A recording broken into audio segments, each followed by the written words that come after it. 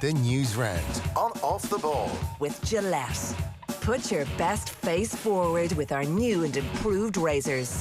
This is News Talk. I seem to be saying this a lot lately, but that was an insane weekend of sport. Don't know what's going on. Everything's compressed at the moment and, well, it's full on.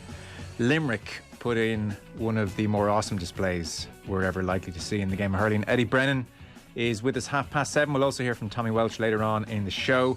On the football front, it was a slow start, admittedly, to the football championship. We are now bubbling away nicely. We have Tyrone Monaghan in the Ulster final. We have Dublin Kildare in Leinster. Enda McGinley and Johnny Doyle are on the way.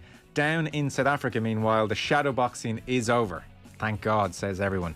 Lions first test upon us this Saturday. Keith Wood and Rory O'Connor on Monday Night Rugby. 53106, the text number. We are Off the Ball on Twitter. This show will not cover the half of it, not to mention one of the great opening 60 seconds to a Grand Prix, or the emergence of a genuine golfing superstar in Colin Morikawa, who won his first major last year. We talked about him on the show at the USPGA. That was his USPGA debut. And now, still just 24 years of age, he has won his second major, the Open, and you guessed it, on his Open debut, which is pretty awesome. He held off a couple of no-hopers by the name of Ram Oosthuizen and Jordan Spieth to win yesterday. So Colin Morikawa, age 24, he'll be very competitive for about the next 20 years. So name your number. I'm not sure how many majors this guy's going to win, but a genuine superstar in the world of golf has pretty much rubber stamped his authority. Richie McCormack, hello to you. How are you, Joe? Adrian Barry, hello. Hey, Joe. Hey, Richie.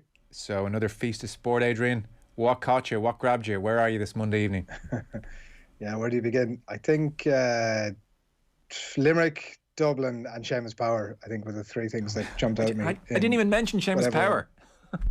Jesus, Joe. Incredible. You have a golf podcast. You remember that thing? Yeah. Jeez. Congrats, Seamus Power. 34 years of age. He has taken the long and winding road, and he won for the first time on the PGA Tour last night in a playoff. It went the distance, to say the least, and for him now that changes his life. 2-year exemption and everything that goes with it. So big congrats to Waterford's Seamus Power. Sorry, Adrian. No, look, that was it, and wow, it was an incredible story, wasn't it? Like, I mean, if you were pushed to it, that might be the story of the weekend. In so many ways, just the unlikeliness of it, and the drama, obviously, at the end of it, and Shane Lowry, I see, nudging himself into, like, the Ryder Cup sort of selection thing is in itself worth a 3-hour show at the minute, but that's tipping along nicely. I maybe Limerick, Joe, I don't know, that'd be certainly be up there. I think that when you looked at if you tied in with the Dublin conversation and you looked at both games at half time where Limerick were 10 points down and everybody was thinking, right, well, this is what you do with Limerick. This is how to beat them. Liam Sheedy's sussed it. This is what you do. You close them down space and all that sort of stuff. And then Dublin were, 11 points up at half time, and you're thinking, look at all these retirements are not going to have any impact on these lads whatsoever. And then 35 minutes later in both of them, it was an absolutely sort of about face, and you'd be frightened, wouldn't you, if you were any of the, like, who are even the contenders for Limerick, looking at them like that? They really are a throwback to Kilkenny in their prime in a way that you think you've killed them off. And they're one thing is for sure, like, it's no matter who you are, at what stage of a game at this stage, they're never beaten, and that's powerful mindset. And it must be very concerning, you would think, for all the other contenders. Well, so many times of late when I've discussed Limerick on a Monday with our various pundits, or when we've previewed games, we have said of Limerick that they have a higher ceiling than everybody else, and so often they haven't hit that ceiling, whereas on Sunday after half-time they hit that ceiling.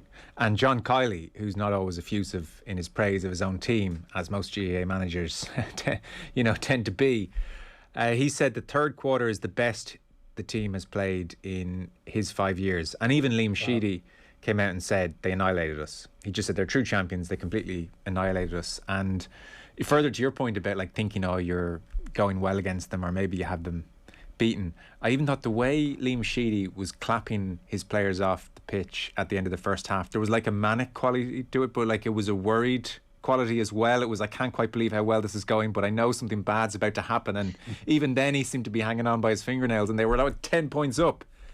The Kyle Hayes goal, Richie, is one of the great goals. Disgraceful. One of the great goals.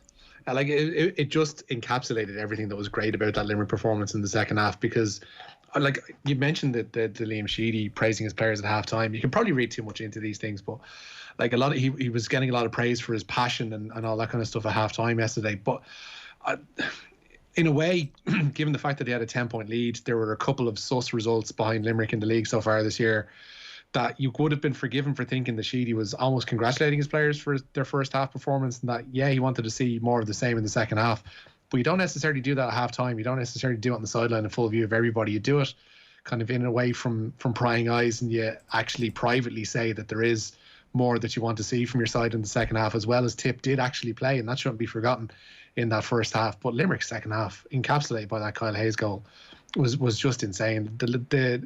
The speed of thought and that thing that you have when you're an elite sportsman, when you're at your very top of your game, whereby time goes by a little slower and you seem to have those couple more split seconds in which to make decisions and for things to go right. That was just amazing. You have to say that they were helped a little bit as well by that foul on Carl Barrett that could well have been a red card. It's 50-50. I mean, I've heard enough people say that it should have been a red. I've heard enough say that it probably was the right call by the referee in the day. But that's the kind of thing that Liam Sheedy will look at and say, listen, this is our opportunity. We have a qualifier to come still, and we know that we can still be a force in this championship. But there's a lot to suggest that Limerick are going to take some shifting from the top of that perch. Yeah. Like when I mentioned Sheedy clapping the players off at half time, I still think he was nervous. Like, I thought he was very, very edgy for a team and a manager that were 10 points to the good. I thought he looked like somebody they were cruising, who knew that something bad was coming around the corner. And then Dublin. So you mentioned Dublin, Adrian. This is interesting. They'll play Kildare in the Leinster final. 6-point win against Meath. When Conor Callaghan scored their second goal to go 2-7 to 4 points up, 9-point lead, and it was a glorious goal off his quote unquote weaker foot. I think we'll just have to use we'll just have to say left foot. I think his equally wonderful left foot. They looked as ruthless as ever. They looked like maybe a bit of a chip in their shoulder. And then in the second half, outscored 1-7 to 5 points on the back of the very sloppy performance against Wexford.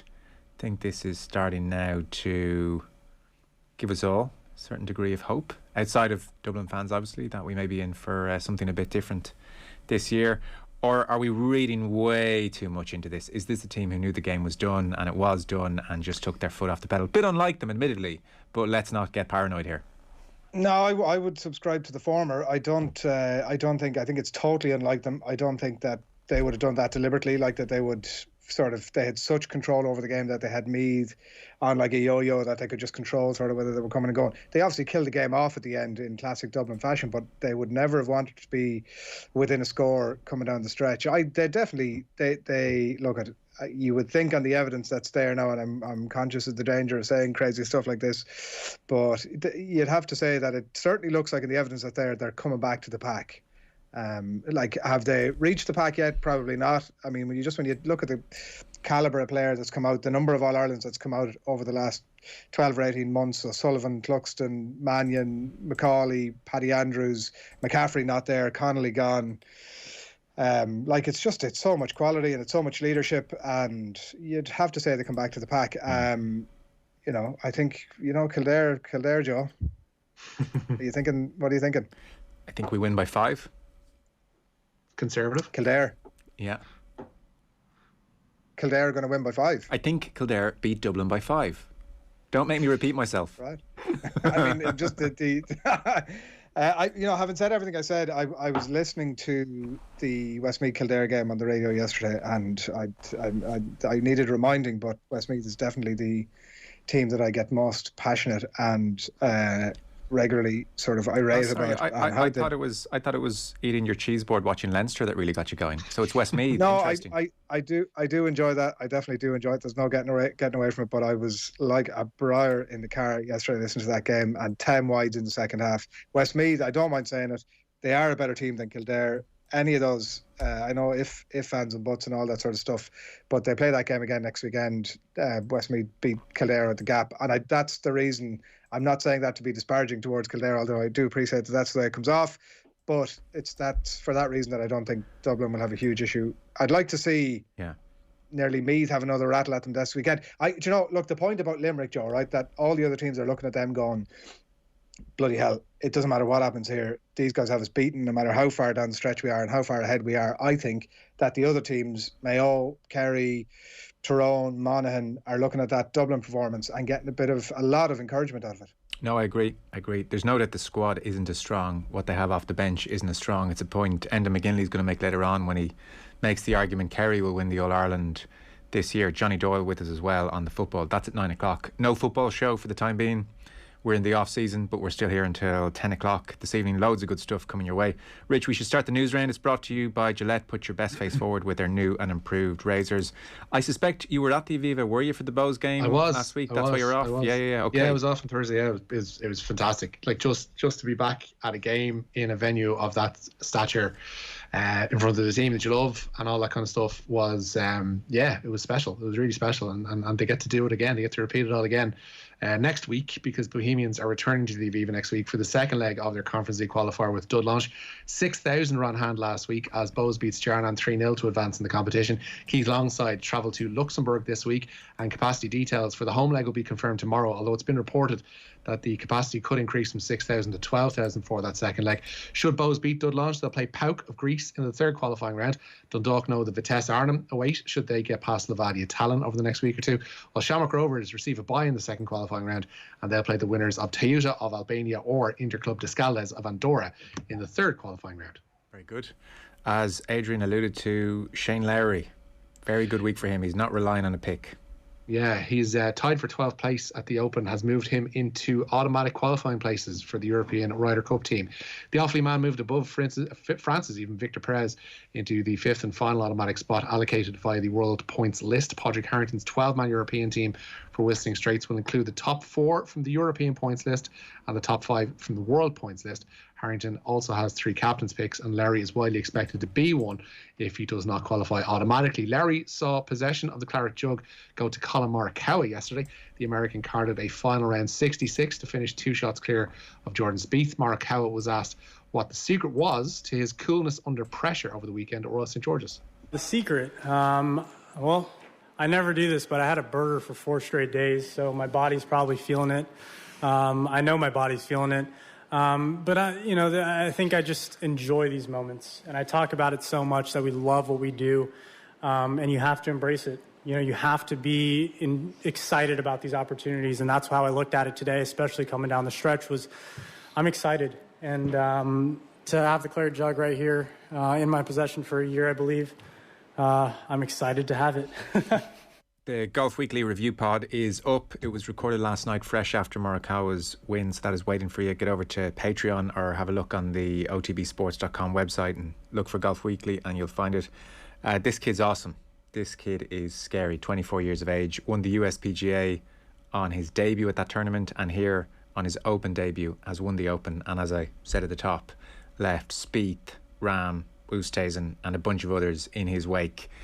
Precision iron play like you wouldn't believe. He has very quickly cemented himself as the best iron player in the world, and he's not short off the tee by any means, but he's again pure precision as a ball striker. There were question marks over his putting, and he's changed his grip on a couple of occasions, and he is liable to miss a couple of short ones that make you kind of squeeze your sphincter a touch and feel very uncomfortable.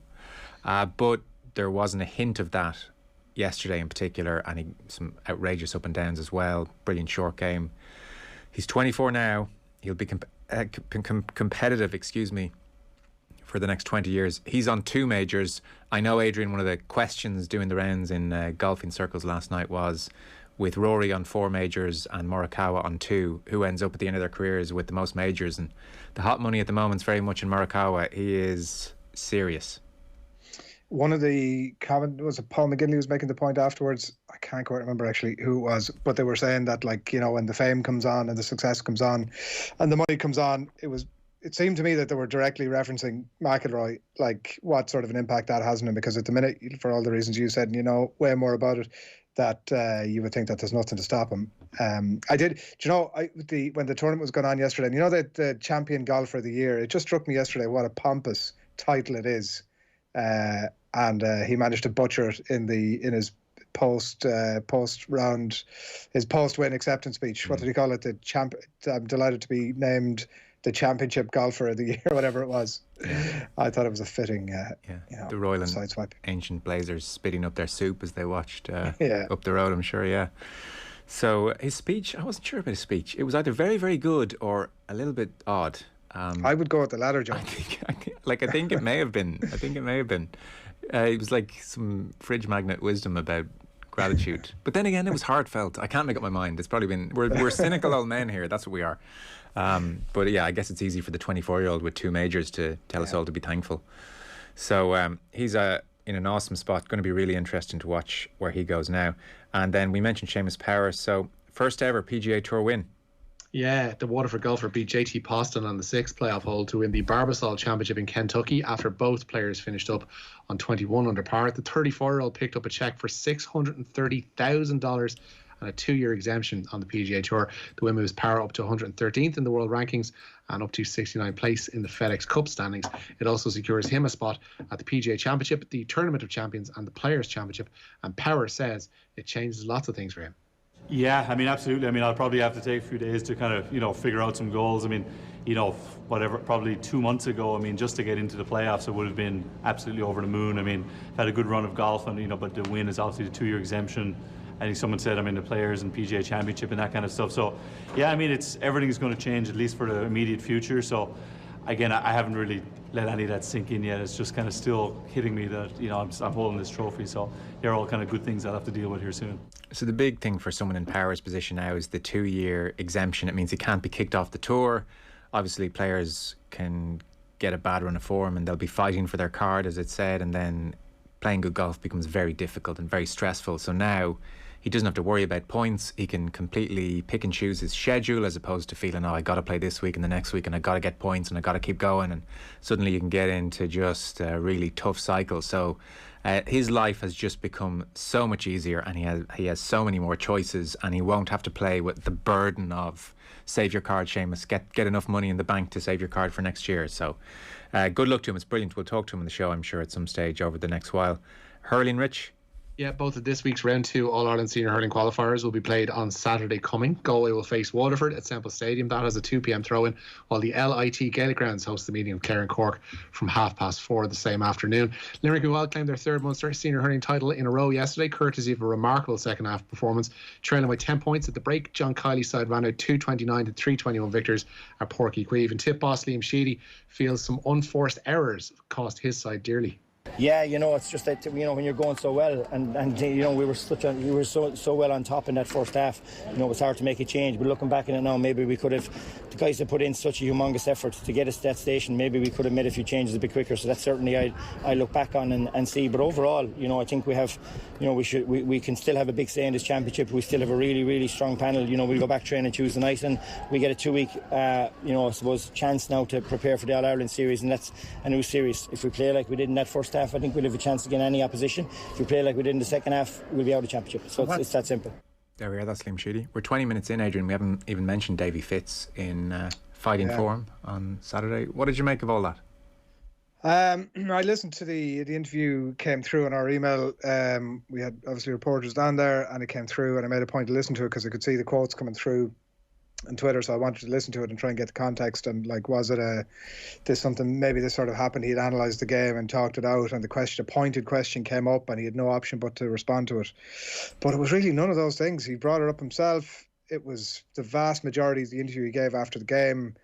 I just thought, this is for another day. Why are you doing this today? I just thought immediately after the game, on the side of the pitch, analyse the match, of course you're going to be desperately disappointed losing to your native county, and obviously all the side stories that have gone on around it. But I just thought there was another time for it. Wait another 2 or 3 weeks, sit down, get your grievances out, get your your thoughts formulated around it, get your head around it and get your thoughts out. But I just thought it was strange timing. And I also thought he was talking a lot about Clare as obviously in the context of the topics he was talking about. And I even just thought, as the Wexford players in the dressing room afterwards listened to him talking about Clare as after that game, I just thought it was slightly inappropriate, and I just thought he'd have done himself an awful lot more favours by out of the heat of battle. But of course, here we are. What are we talking about after the game? Yeah. The Brian Lohan stuff was odd as well, the way he was saying, if people want to organise a get-together, then I'll be there, as if, you don't have Lohan's number or couldn't get it, or he's not just 50 yards away from you. I mean, nobody's going to book Farmley House for like some kind of summit. You know, it was just. But what was the point, Joe, of that? I don't know. I don't understand how Lohan and Davies feud, whatever word you want to use. I don't really understand how that's holding back Clare hurling. Maybe I'm missing that. Don't understand that at all. I didn't get how that was the issue. But anyway. And Lohan, when he was asked about it afterwards, because obviously this all come up, gave a 3-word answer, end the topic, and on to the next question. I just think, like, if you're hell bent on it not being an issue, then don't spend 90% of your interview after the game talking about it. Yeah. Will on YouTube, a lot of lesser known names who would have pushed others in training have also gone from Dublin. Eric Lowndes, Darren Daly, etc. Yeah, it's a great point. It's very true. Like, Daly's gone, by all accounts, brilliant. I was going to say professional, but you take the point. And Eric Lowndes goes with his 7 All-Irelands during the week. And you think last year, the All-Ireland final, they bring off Mannion and Howard off the bench. So they're just not in a place where they can do that now, Dublin. So you can only lose so many, I suppose. Fionn C on YouTube, the pressure is suffocating on McIlroy to win a major. Yeah, I don't know. The Rory conversation is a bigger one than the few minutes we have here, but he's into year 8 now without a major, and he was just nowhere near this week, like nowhere near. Brian says, I can remember Joe waxing lyrical about Spieth a few years ago. Now it's Morikawa. Seems there's a small window for majors for all these golfers. So many good players coming through. Yeah, that's definitely part of it. Now Spieth is back, and Spieth is going to win more majors for sure. But there is no doubt that the depth of talent is scary. Yeah, so that's something that Power mentioned actually in his post match, essentially at the Barbasol yesterday. He said the depth of talent at the moment is incredible, and he can see. He cited Morikawa actually in particular. You can see that the field has broadened in terms of the amount of people that can win majors, and that can win majors with, you know, semi-regularity. So I don't think it's necessarily a case of we're going to have one person dominating. In a lot of ways, it's almost like women's tennis at the minute. We're not going to have one person dominating the sport. We're going to have a bubble of maybe about a dozen who can pick and choose and dot between majors and pick them up here and there, but we're not going to see people heading to 15, 16, 17 anytime soon. No, I mean, we grew up in the Tiger era.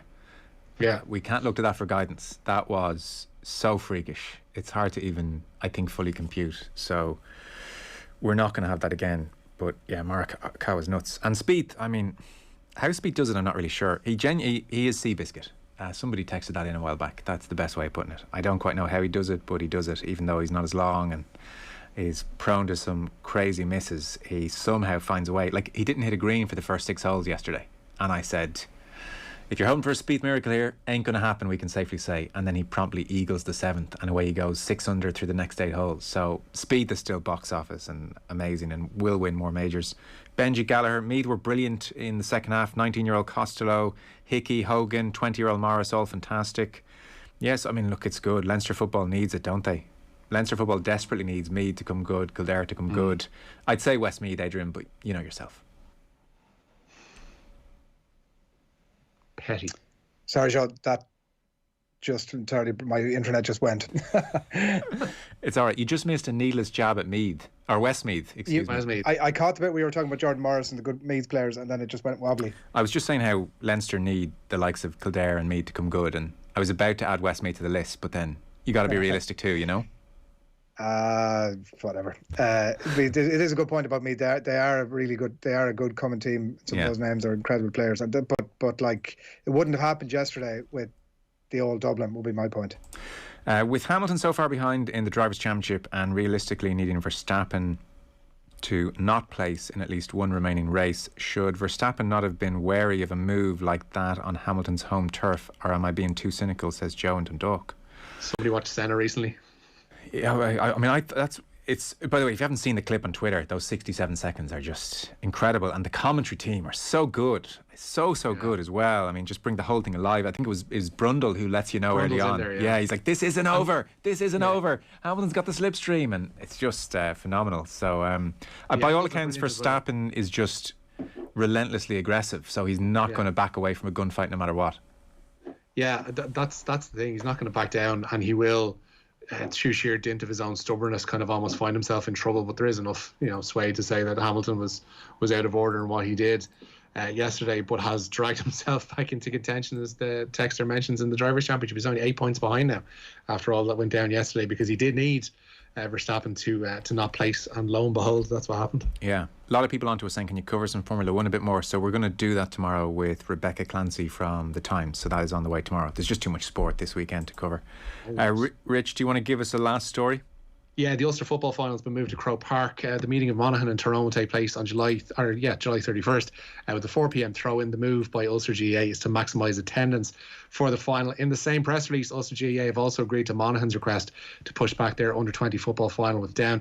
It follows the tragic death of Monaghan captain Brendan O'Duffy on Friday night.